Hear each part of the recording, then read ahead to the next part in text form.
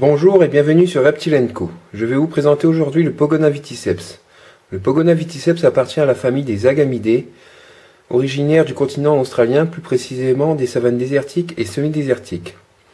Il a une longévité qui varie entre 4 et 10 ans. Comme vous pouvez le voir, il s'agit d'un animal assez massif d'une longueur d'environ 50 cm, dont l'arrière et la tête et le cou, et notamment les flancs, sont munis d'épines qui peut le rendre désagréable à avaler vis-à-vis des prédateurs qui pourraient l'attraper. L'une des caractéristiques de cette espèce est qu'il a la capacité à ériger sa barbe, garnie d'écailles et épineuses tout en ouvrant sa gueule. Cette parade est destinée aux prédateurs à pour but de faire que le lézard soit plus gros qu'en réalité.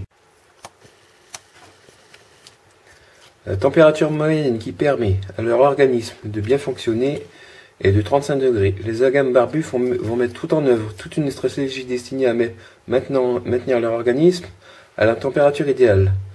Lorsqu'ils auront besoin de se réchauffer, ils s'exposeront au soleil et auront en début d'exposition une couleur sombre,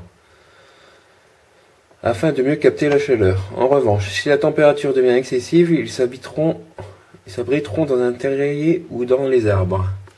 Il faudra donc être très attentif et très vigilant lors de séances de manipulation pour ne pas exposer le Pogona de façon prolongée à des températures trop basses ou à des courants d'air. En ce qui concerne le sens, il a une particularité, c'est que chez lui, la vue est dominante. Elle leur permet de détecter les prédateurs, identifier leurs congénères, même à la distance très importante. Ils sont même capables de distinguer les couleurs.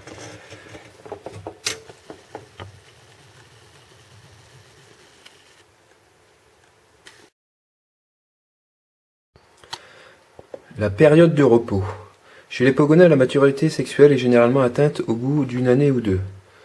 Il est indispensable d'instaurer une période de repos de 2 mois environ, comme par exemple de janvier à février, au cours de laquelle on abaisse graduellement la température et la durée d'éclairage. Les températures obtenues sont en général de 24 à 27 degrés le jour, au point chaud à 27-29 le jour, et de 18 à 20 degrés la nuit. La durée sera abaissée graduellement aussi de 8 à 9 heures par jour. Durant cette période, les Pogonas cessent généralement de s'alimenter.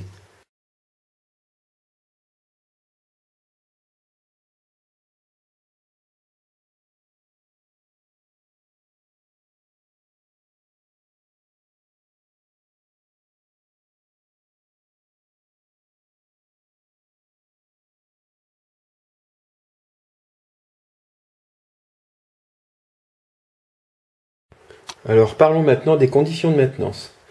Pour un Pogona adulte, je vous conseille fortement un terrarium de minimum 100 à 60 x 60, c'est-à-dire 100 de longueur sur 60 de profondeur et 60 de hauteur. Sachant qu'il atteindra à son âge adulte une taille d'environ 50 cm, donc si toute profondeur ou hauteur inférieure à 50 cm l'empêchera de se retourner correctement. Attention, je vous déconseille fortement de faire un terrarium avec un aquarium, pour cause de mauvaise ventilation et d'accès, car un aquarium est doté d'accès par le dessus, ce qui effraiera le Pogona ou le stressera, car il est doté d'un œil épinal, le troisième œil appelé chez le Pogona, qui lui permet de voir les prédateurs arriver par le dessus. D'autre part, chez l'aquarium, il n'y a pas de ventilation. Il vous faudra donc sur un terrarium une ventilation basse du côté point chaud et une ventilation haute du côté point froid, afin que l'air chaud n'y s'y engouffre pas et développe une atmosphère pesante et étouffante. Il vous faudra également, comme vous le voyez ici, un néon qui lui diffuse des UVB à hauteur de 10% minimum, voire même 12%. Il aura le rôle de synthétiser la vitamine D3 qui permettra de fixer le calcium que vous saupoudrez sur vos insectes aux os du Pogona. Il vous faudra aussi une gamelle d'eau de grande contenance, de minimum la taille du Pogona pour qu'il puisse s'y baigner, une gamelle à végétaux, et surtout très important, quelques branches, car le Pogona a des tendances semi-arboricoles et il adore grimper aux branches. Une fois tout ça en place, normalement vous devrez faire que votre Pogona soit en bonne santé et très heureux. Il sera bien entendu indispensable de le nourrir de 80% d'insectes à l'âge juvénile. Les insectes, je vous conseille très fortement le grillon, la blatte, le criquet. Le morios sera donné à parcimonie, le ver de farine également à parcimonie. La teigne de ruche avec parcimonie aussi, tout simplement parce que ce sont des corps gras qui sont déterminés que par des friandises. Il faudra en donner à raison d'une fois par semaine. Tout autre insecte lui sera donné tous les jours, mais surtout saupoudré de calcium, sans vitamine D3. Les autres 20% seront déterminés par les végétaux, comme vous pouvez le voir.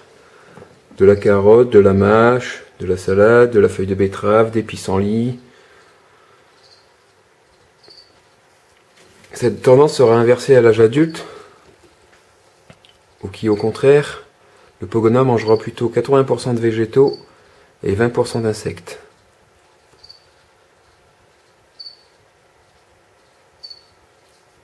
Voilà, vous savez à peu près tout pour que votre Pogona se sente bien et soit en bonne santé.